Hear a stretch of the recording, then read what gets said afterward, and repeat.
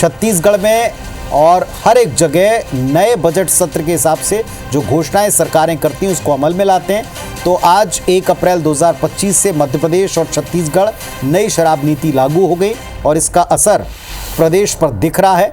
हम आपको इससे जुड़ी 2 तस्वीरें दिखाते हैं। पहली तस्वीर मध्य प्रदेश की, जहां आज से धार्मिक स्थलों पर या धर्म नगरियों के ऊपर शराबबंदी लागू हो गई। तो इधर छत्तीसगढ़ में नई शराब नीति के तहत 4% शराब सस्ती हो गई, यानी 100 रुपये पर 4 रुपये, 1000 रुपये 40 रुपये। समाज के अलग अलग तबकों में मिलीजुली प्रतिक्रिया दिखी, कोई इसके फेवर में है, कोई इसकी खिलाफत में। सियासत जमकर हुई है, आपको विस्तार से हम बताएंगे, डिटेल में बताएंगे। लेकिन 2 तस्वीरें शराब पर आज अलग अलग नजरिए भी पेश करती हैं सरकार के, जो बहस का विषय बन सकता है।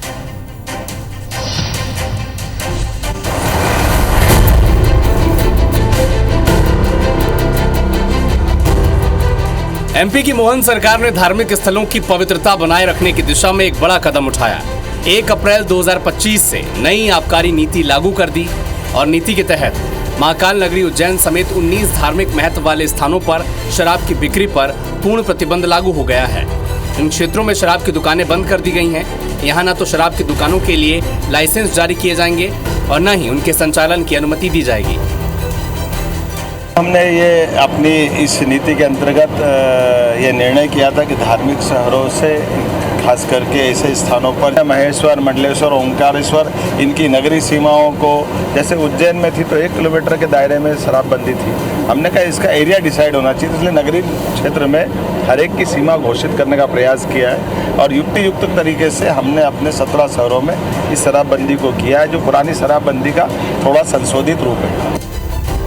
मंगलवार से प्रभावी हुई नई आबकारी नीति का असर धार्मिक महत्व वाले इन स्थानों पर साफ देखने को मिला।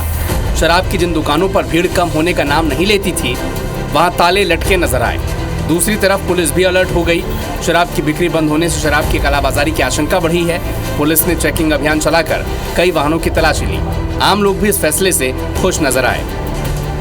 सीएम साहब का जो ये निर्णय है कि जितनी भी मध्य प्रदेश में जितने धार्मिक स्थल है वहाँ पर पूर्णतः शराब प्रतिबंध बहुत ही अच्छा निर्णय है, क्योंकि जिससे क्या है क्योंकि एक तरीके से अगर शराब बंद रहेगी तो युवा लोग धर्म के प्रति ज़्यादा जागरूक रहेंगे और जो भी बाहर से आने वाले व्यक्ति हैं उनको भी ये देख के अच्छा लगेगा कि चलो सीएम साहब ने धर्म के प्रति, सनातन धर्म के प्रति एक अच्छा कदम उठाया है।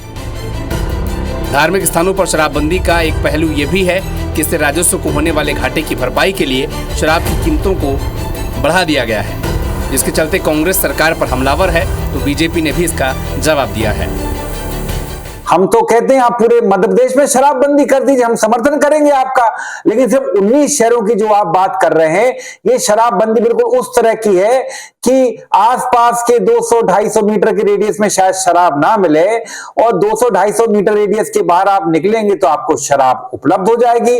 मोहन यादव जी, क्या आप इस बात का विश्वास दिलाएंगे, क्या इंश्योर करेंगे कि उन 19 शहरों में बिल्कुल भी शराब नहीं बिकेगी? क्योंकि हमें आपकी घोषणा पर शक है। हमने तो निर्णय लिया, कांग्रेस ने क्या किया? कांग्रेस की कमलनाथ जी की सरकार में तो उन्होंने योजना बनाई थी घर घर शराब बांटने की। यदि कांग्रेस की कमलनाथ जी की सरकार 5 साल चल जाती तो पान की दुकान पर और घर घर में शराब बिकती, गुमटियों में शराब बिकती। हमने तो शराबबंदी के लिए एक कदम आगे बढ़ाया है। एमपी ने शराबबंदी की तरफ जहां एक कदम बढ़ाया है तो दूसरी तरफ छत्तीसगढ़ में शराब के शौकीन लोगों की जेब को सरकार ने कुछ राहत दी है। छत्तीसगढ़ में नई शराब नीति के तहत 1 अप्रैल से शराब 4% सस्ती हो गई है। शराब के अलग अलग ब्रांड के हिसाब से ये राहत 10 रुपए से लेकर 3000 रुपए तक होगी। छत्तीसगढ़ में शराब की कीमत घटने पर कांग्रेस ने अपने एक्स हैंडल पर यह कार्टून पोस्टर शेयर किया है, जिसमें बीजेपी सरकार पर निशाना साधा कि प्रदेश में शराब सस्ती हो रही है लेकिन राशन महंगा होता जा रहा है।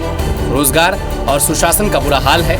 कांग्रेस सस्ती शराब को लेकर जहां मुखर है तो वहीं बीजेपी कांग्रेस को ही कटघरे में खड़ा कर रही है। 66 दुकान कह रहे हैं लेकिन ये 66 दुकान नहीं है, क्योंकि जो अंग्रेजी शराब है वहाँ देसी बेचना शुरू कर दी और जहाँ देसी शराब दुकान थी वहाँ अंग्रेजी बोल हो गई। मतलब जस्ट डबल प्रीमियम के लिए अलग दुकानें खोली जा रही है, क्योंकि अंग्रेजी में ही देसी और देसी में अंग्रेजी और प्रीमियम के लिए अलग। जिस समय दवा की ज़रूरत थी, जिस समय वैक्सीन सबको लगाने की आवश्यकता थी, और उस समय तो आपने ऑनलाइन कर दिया था। इसलिए आपको इनको कहने का कोई अधिकार नहीं है। और निश्चित रूप से आपने और इन्होंने तो शपथ भी ली थी कि हमारी सरकार बनेगी और हम शराबबंदी कर देंगे। और गंगा जल भी हाथ में लेके शपथ लिया था इन्होंने, तो उसका परिणाम भी भोगे। शराब एक बुराई है तो राज्य सरकारों की आय का बड़ा जरिया भी। सरकारें समय समय पर शराब नीति में बदलाव कर इसमें संतुलन लाने की कोशिश करती हैं। जैसे एमपी में धार्मिक नगरों पर शराब बैन कर लोगों की धार्मिक भावना के साथ शराब के बुरे असर से बचाने की कोशिश दिखती है। तो छत्तीसगढ़ में शराब सस्ती कर शराब ने अवैध शराब पर अंकुश और महंगाई के दौर में लोगों को कुछ राहत दी है। सरकार किसी की भी रहे, शराब नीति पर सवाल खत्म कभी नहीं हुए। सिक्के के दो पहलुओं की तरह शराब के भी दो पहलू हैं। एक पहलू अच्छा है तो दूसरा खराब। Bureau report, IBC 24।